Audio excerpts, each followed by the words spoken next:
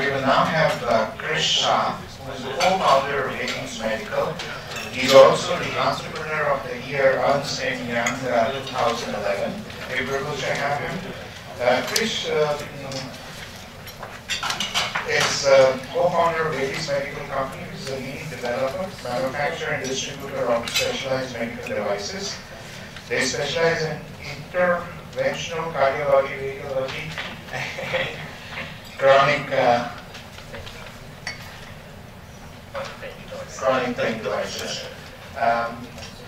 Their products are distributed in over 60 countries in the world. And he has very successfully brought up the company from bootstrapping level to this wonderful organization that is. We have requested him to share this journey and the strategic thinking that went behind bringing up this great company. Please welcome Kris Shah.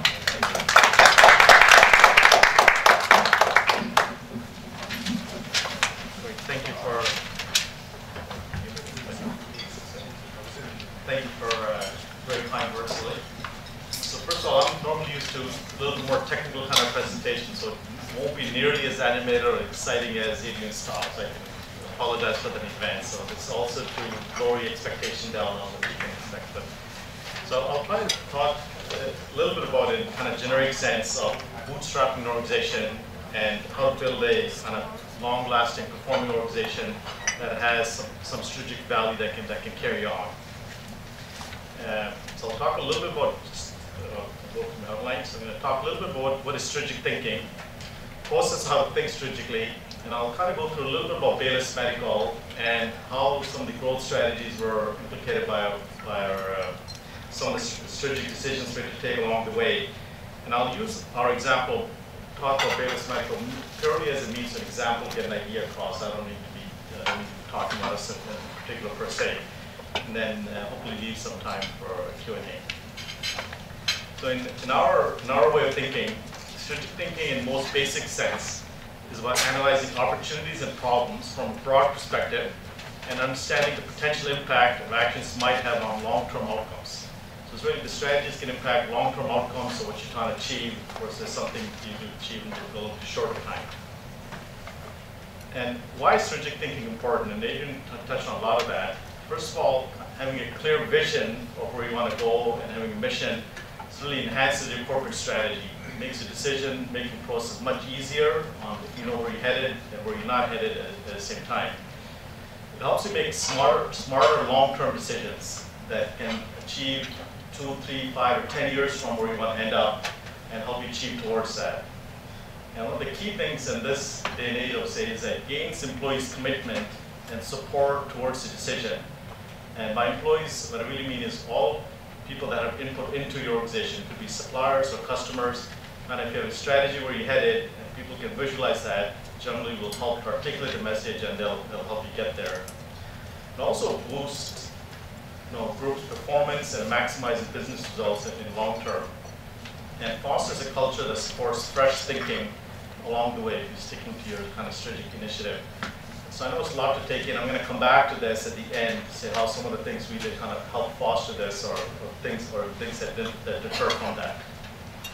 So kind of in a nutshell, my presentation is going to be structured around how Baylis was in the 1990s or so, the strategy we implemented, and how we ended up where we are, and kind of journey we took along the way, and talk about the concept of bootstrapping that we followed. So we started in 1986, which is by today's standards, relatively old time. We started as an importer and distributor of finished medical devices in Canada. So these would be devices that are made in the US or France, whatnot, and we brought them and started selling them in Canada. And then in 1998, we started to develop our low-end medical device accessories. And then by 2002, we became manufacturer and developer of more complex devices. And now we sell products around the globe. We have roughly 160 employees or so that we work our way through. So we began as an import distributor of devices, mentioned in 1986. And being a distributor is really essentially a service business where you're renting your regulatory processes, renting your warehouse, and renting your salespeople to other companies to come distribute. So what my partner, Frank Baylis, and what I realized is that the business has a couple of key kind of strategic value. First of all, it has low capital requirements. You can actually start a business off and you kind of put in sweat capital into getting it going. It can be a profitable business, but it's not a long-term viable business model. And we were fairly young at that time, still are, I suppose. And the reason it's not a good long-term model is that if you become too successful, as in product selling too good, the company you're selling for will either decide to put someone, direct salespeople here to realize higher margins, or they'll be sold in medical device business. Some large companies will come buy them out, and they certainly don't need our services. So in long term, it's not a long-term business model. So our sales personally get gone up, sales will grow, then you lose the product line, you drop down to zero, then you have to build up again. So after a couple of cycles, you realize that you can make a good living when things are going good. Then you almost have to start again and build up again. So it's not going to be able to sustain us for long term as we grow out in a long, steady business growth that you have ideally like to see. So based on that, we kind of apply the principles of strategic thinking, kind of analyzing the opportunities and problem from a broad perspective. So the problem is that just as being Baylis, being a distributor, essentially there are no barriers to entry. Other people can come in and do what we do. Companies don't necessarily need our services long term. So it's not a long-term business model. So we kind of realize there's a big problem in this kind of business model we have. So then, applying strategic thinking, we said, what are the opportunities for us to grow and create a long-term sustainable business? So the opportunity we realized that if you could go from being a distributor to a developer of medical devices, where we actually own some level of IP and regulatory processes to go with that, then that can become a good long-term viable business. So being a medical device developer, you enjoy high barriers to entry. It's also extremely hard to get in. But once you're in, it's very difficult for other companies to compete with you quite readily because of intellectual properties and regulatory processes that are put in place. So as a result of being a developer and manufacturer, it became a long-term viable business model and something that we enjoyed since then and keep fostering towards that. So the kind of changes in our thinking enable us to establish an organization that will go further on. Now I'll talk a little bit about the concept of bootstrapping and how we're able to get where we are. So 1995, after almost 10 years of distributing products, we started to develop what we call medical device accessories. So devices that would be sold with our capital equipment we were selling that was made by other companies. And at that time, we had no concept of how to develop or manufacture devices, so it took a lot of learning, and we have no resources to hire engineers. A lot of just kind of learning by yourself, attending FDA seminars, whatnot, and kind of learning to get that up going.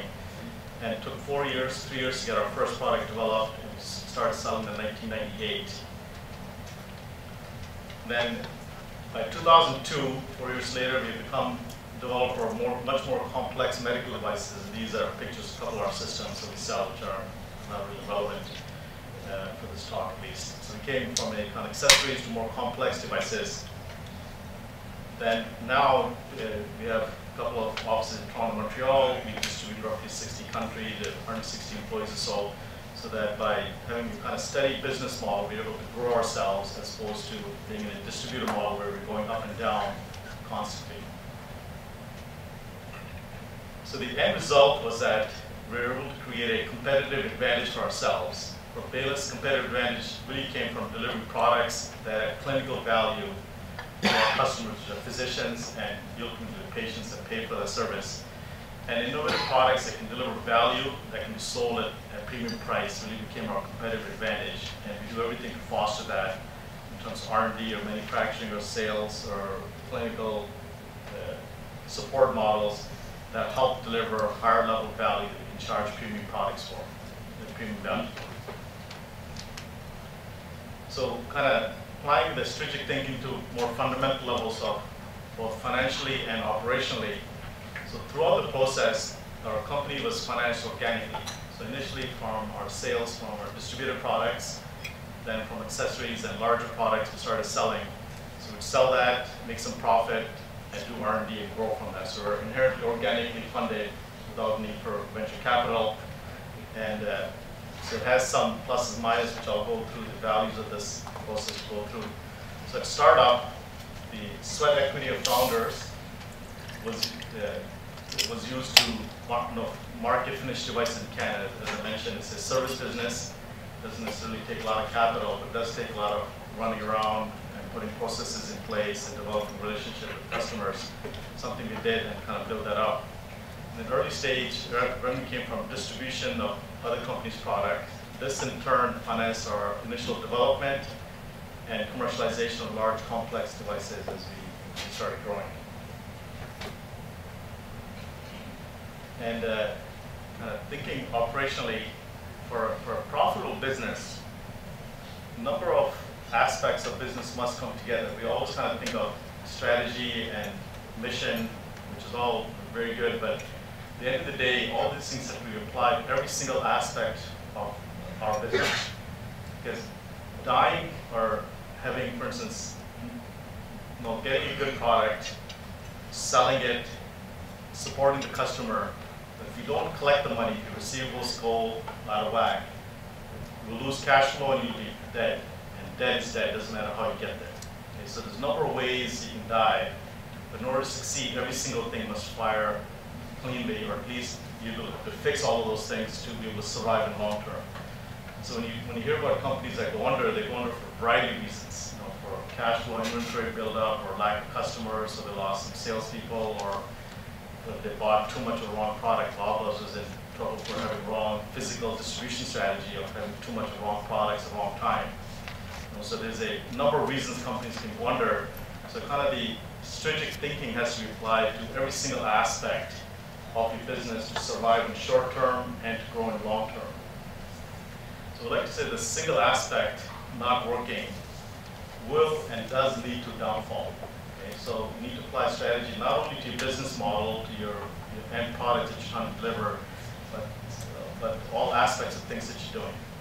Things that kind of have to be thought through is first of all, value proposition of your product or service that you're delivering. So as Adrian was saying, what is it you're delivering that someone will pay you either time or money for? So you need to deliver some value. So in our business model, we're trying to deliver clinical value that has some changes of the clinical paradigm for a patient that a physician will pay for or hospitals will pay for. So you got to think through what is it that someone will pay for, their hard-earned money or time, as Adrian was saying. Then you need to be able to articulate the value proposition in a clean way. You could have a great value, but if you cannot articulate that in a clean fashion, customers will not come to you. So this is a policy that if you have a great mousetrap, the world will beat your path. Okay, that's not longer the case. You need to be able to track that and articulate the values so people will come to you. First of all, now that you then you need to be able to deliver the product or service, whether it be manufacturing or distribution channels. Product has to arrive there in a meaningful way. This is what, was speaking with Zeppo, said that the focus is on delivering the customer service. And when the guy opens a box, he sees a great value in it. So it's kind of product or service has to be delivered and articulated. And one part, you tend to forget, you have to collect money from your customers. So the receivables, relatively mundane exercise, kills more companies than we can think of. Okay? And it's if you don't put processes in place and think well in advance, 90 days go by so fast. And the banks can come calling in. You're going to die with that reason. You get a great product, or articulate a good story, deliver a service, but you didn't collect. If you're dead, it doesn't really matter how you got there. So you need to think through these things and develop that. You need to manage your cash flow. That also takes a fair amount of thinking, strategically or not, of how you can manage your cash flow on an ongoing basis, not to kind of deliver your service, collected money, and how you're going to fund your growth and aspects that will be taken to manage cash flow. One of the most critical things in today's world is managing human capital, which is the employees and external vendors or suppliers that are going to add value for you to do either develop a product or delivery service. In human capital, with these jobs being readily available, being accessible on internet, one of the most critical things that we face is how to retain and attract human resources. When you hear about, just in the budget, Minister Blair is talking about shortage of skills in Canada. He's really talking about shortage of human capital that businesses can deploy across Canada to grow. So managing human capital is as important as managing cash flow or delivering a product to have a long-term sustainable business. The other part is that you need to invest in infrastructure or resources that will allow you to grow and sustain your resources over time. This could be everything from buildings to computers, computer systems or ERP systems, whatnot, that allow you to grow and sustain that over a long time. So as business grows, you go through different phases, as Adrian was speaking, you need to invest in infrastructure along human capital to help you get there. And one of the biggest things is that you need to plan for the future while surviving in the present. As an entrepreneur, as an emerging companies, they all have cash flow issues. So you need to think about how you're going to survive today, because you need to pay bills, you need to eat today, while growing your business. So Jack Welch in his book, Winning, which is an excellent book, says, anybody can dream about the future, and anybody can squeeze a lemon for today. But to have a long-term sustainable business, you have to be able to dream while you squeeze a lemon. You have to live in present while you invest for the future, and that has to be done simultaneously, so you can survive today and have growth. Otherwise, you can survive today, and then tomorrow morning, if you don't have human capital invested in resources, you may not have long-term sustaining advantage. So you need to think through 5, 10 years from now. You need to be able to say how you're going to live today and invest in the future. Investment really involves in infrastructure, human capital, managing money, and so on. So when I say that strategic thinking should be applied to all aspects of your business, not just your business model that delivers service, but everything from collecting money to building resources for the future.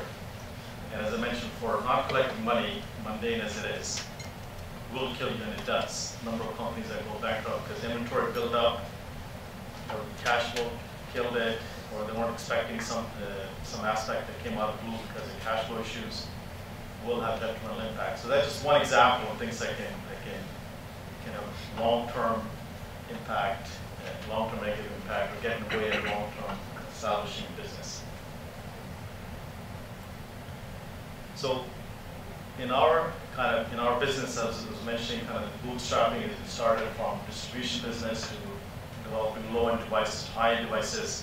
What are some of the strategic implications of at least our thinking? Was that as we started, it first of all forced you to learn business from ground up, meaning you had no bucket of money to work with. There's no VC money that you can work your way through. So you had to sell something for $10, pay for it for $8, and keep the $2 and live on it and invest in the future. So it forced you to learn the business from ground up at very low cash that you have.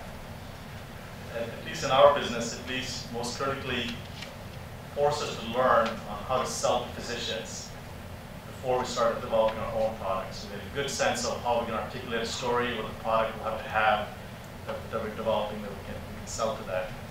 And forced us to build relationship with physicians, administrators, biomedical engineers, a multitude of people that it takes to sell a product. That's what Naveed was asking about. How do you build a relationship with multiple people in the food chain?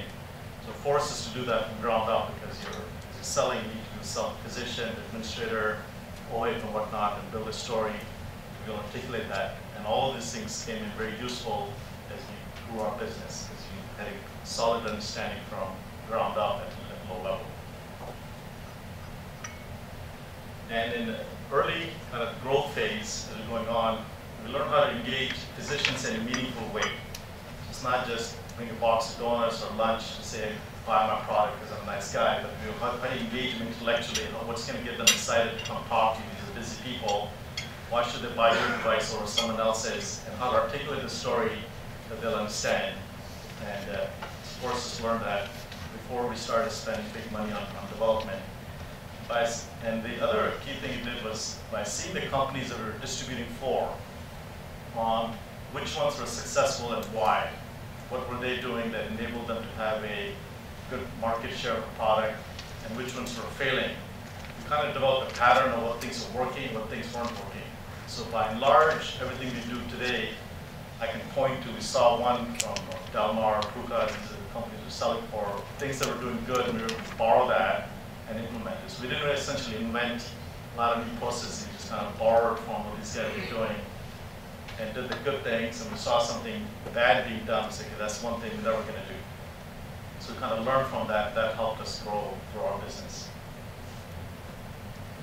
In the long term, being a bootstrapping, what it really does is owners can retain control. Like venture capital banks don't retain control.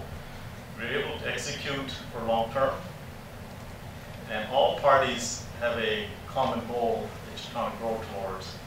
But it does do is it forces a financial discipline upon you, because you don't have a bucket of money to work with as you would if you had a startup fund to work with. So the kind of stringent implication of bootstrapping us trying to establish a long-term business, we can say is that, first of all, because we don't have a bunch of money to work with, it's a slow growth model.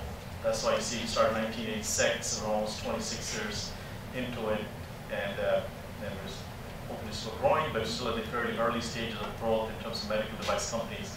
So it is a slow growth model. You're not going to the moon day one because you don't have $10 million to work with. But it does force a discipline onto you. One of the other negative implications is that you lack a public profile, because we never went through capital markets. You don't necessarily have a public profile that can somehow get in the way. You don't also have a very important currency these days, which would be stock or options that you could give to retain human capital or other resources. So it does have kind of negative implications as well as some positive aspects to this bootstrap model. So in kind of summary, what I want to say is that strategic thinking involves thinking broadly and creatively to achieve a set of objectives. And strategic thinking is critical at every stage of your company, from early stage, startup, early stage as you grow, and different aspects that you've brought in at that stage to help you grow that. And that strategic thinking must be applied to all aspects of your business, from the value of the product delivering to human resources or infrastructure, the things that are needed to help you grow that and to sustain long-term viable business towards that. So this, I know it's a kind of a real short presentation, but I'll give you some time for it. Any questions? The products that you launch, Yes. Obviously you gave a superior value proposition. So kindly explain a little bit about where the existing products, but superior products compared to the competition, or you develop completely new products which are not there in the market? Yeah, no, it's a very, very good question. I would say our product mix in the initial phase were a small wrinkle to an existing product. So there's a kind of pen, maybe you put a red dot on it that has some small value, but these can have something different to talk about. So I would say there were incremental changes. And along the way, we try to have a product mix that has an incremental mix to existing products. It's not a new concept you're selling, as well as a brand new concept that we try to sell. Reason being is that new concepts have much higher risk, take much longer to get across, but also create a tremendous amount of value because you're actually creating something brand new. The accessories can give you, or small incremental changes can give you business today because they're already buying something, you have a different version of it. So it gives you cash today to grow, and you have a good sense of what the market is. Okay, that they're already buying 100,000 or something. Now, if I can sell something in a small wrinkle, I can get a piece of that action. But has no long-term value because it's essentially going down some much lower value chain of food, if you will, and selling products either based on price or small change. So you don't have huge either competitive advantage or regulatory advantage. They'll help you sustain that in long term. So the thinking is that if you have only accessories, you live very nicely for short term, but won't create a long term strategic advantage because someone will come offer at lower price than what you have. You have no huge IP to protect yourself.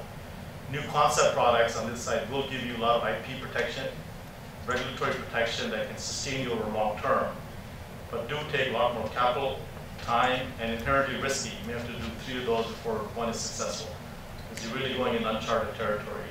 So we ourselves try to have a mix of the two at any given time. So what was your pricing strategy? Sorry? So they were superior products, at least marginally superior Right. to the competition. And what was your pricing strategy? Was it higher price, equally priced, cheaper priced? You know, I mean, you're getting better product, but is it at a similar price or cheaper price, so to enhance the value proposition? Yeah, you know, so medical device is a funny business because of the huge regulatory barriers that exist. So first of all, the cost of entering the business is very high because you need to have ISO 13485 quality system set up. Whether you sell a single product or not, you need, the entire company has to be approved and validated. So it takes a fair amount of regulatory setup to do. So we ourselves don't like to play the price game. So we like to add higher value that has some sort of clinical utility. So I want to be able to articulate to physicians that they should use our device because it'll have better clinical outcome in some fashion. Maybe it changes the outcome of the profile, the outcome for a patient at the end, or perhaps it's easier to use, or we deliver better kind of customer service or clinical utility with that. Try to add some sort of value, whether it be product or service oriented, that goes with that, and not go down in price. Being a small player, if you go the price, big guys can lower you down. They can kill you just by pricing and won't take anything off them. You know? So if you go down the price chain, ultimately everybody's going to lose. That's our thinking. So our strategy's got to be, how can we add value? If you can't add value by product, then we have to add value by clinical delivery model or how we train people to do it. That has to be superior. Something has to be different that allow you to ask for the same or higher price.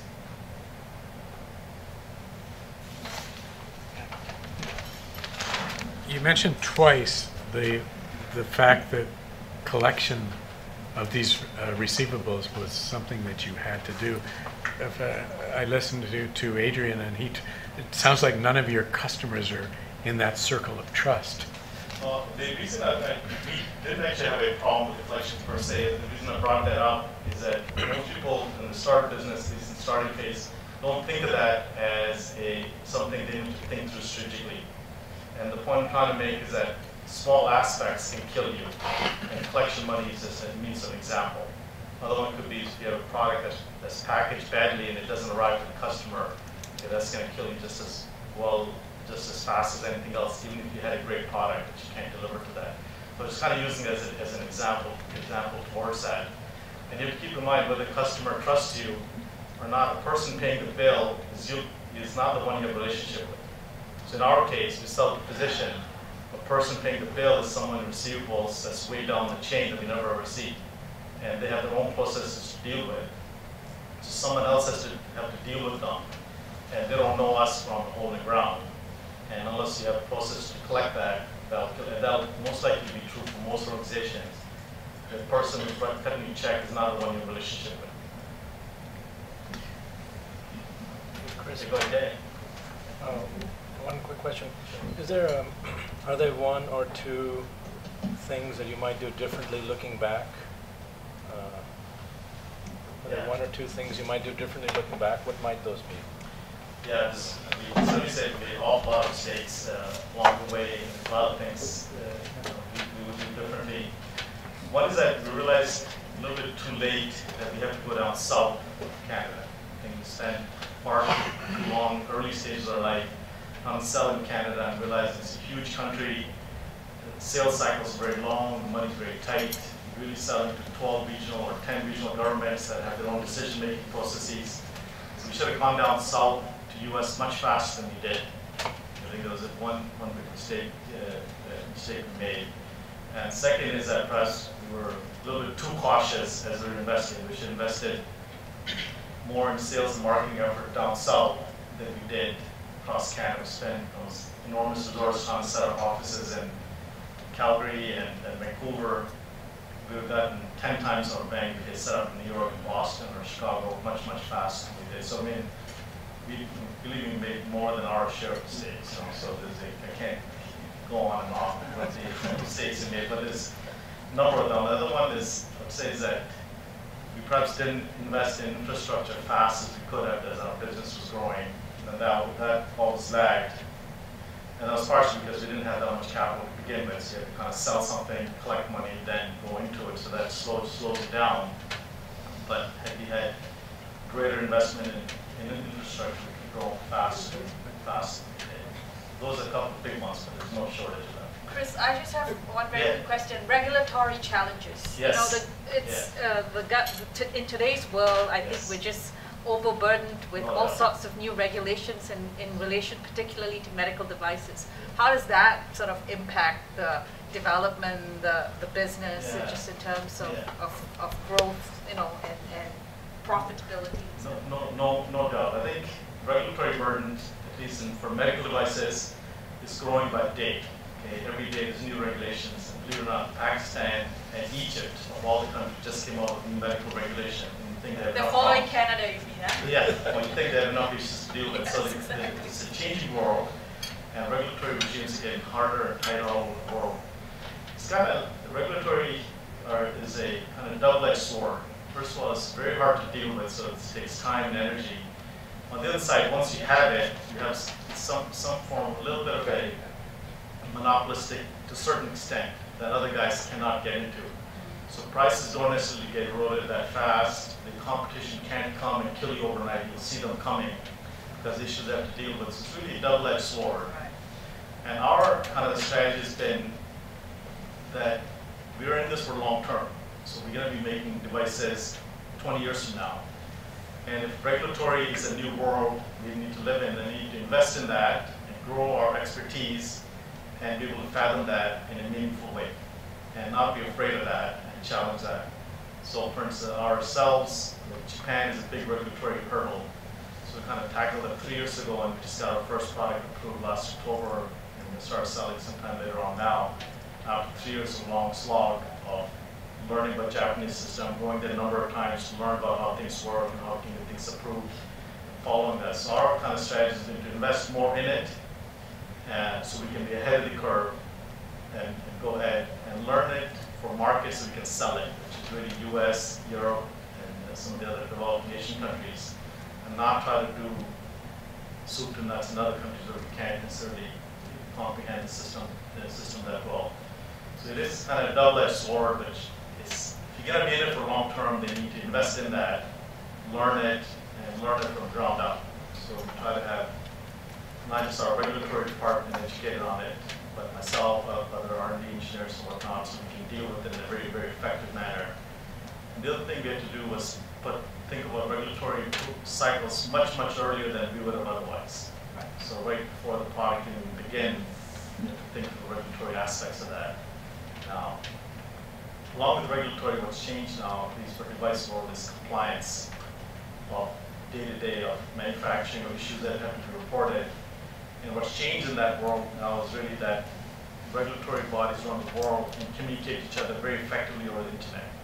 So before, if you had an issue in the US, maybe the guys in the UK didn't necessarily need to know because they're never going to find out about that. But now, as soon as you have one issue somewhere in Hungary, FDA is going to find out tomorrow morning, because you better tell them before they find out. And they're going to tell Health Canada about it. Immediately. So within 24 hours, people are going to know. So it's going to be one single problem can get amplified around the world at a rapid rate. So the compliance is becoming more of an issue that you need to deal with and have processes to put up with this. So we have a long-term view, so we try to put processes in place to deal with that, because we're not here for today. We really have to think what's going to help us in 2, 5, 10 years.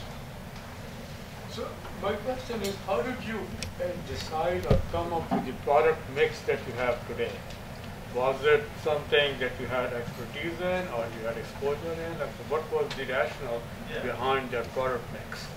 I would say we had the inherent advantage that we started as a distributor. So we were in front of a customer selling other companies' products, so we knew how they were thinking, what was needed. And by having kind of engineering background, I would say helped immensely, because we could read medical papers and see what the medical problems are trying to solve, and trying to bring products that can help solve that.